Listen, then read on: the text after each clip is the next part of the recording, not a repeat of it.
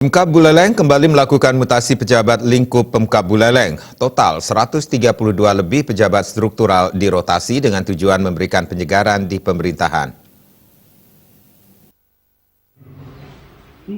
Pemerintah Kabupaten Buleleng kembali melakukan pergeseran sejumlah pejabat struktural di pemerintahan.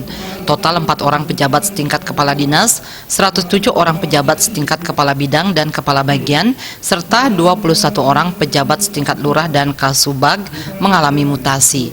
Ditemui usai acara pelantikan dan pengambilan sumpah jabatan, Wakil Bupati Buleleng Nyoman Sucidra mengungkapkan rotasi ini bermanfaat untuk penyegaran di pemerintahan. Selain itu, mutasi ini merupakan hasil dari evaluasi kinerja yang sudah dilakukan, sehingga ada beberapa penilaian yang dianggap pantas untuk dilakukan pergeseran.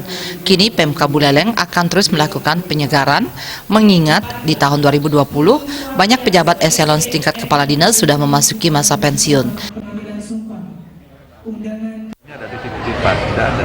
Jadi ini adalah dilakukan penilaian kinerja menyeluruh, baik itu kinerjanya, kemudian ada juga penilaian yang lain seperti prestasinya, dedikasinya, loyalitasnya, dan yang terakhir ada tidak tercela itu.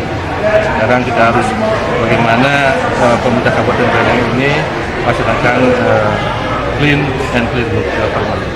Jadi bagaimana lelang, semua lelang, kita transparan, kita lelang semua, sehingga kita betul-betul mendapatkan.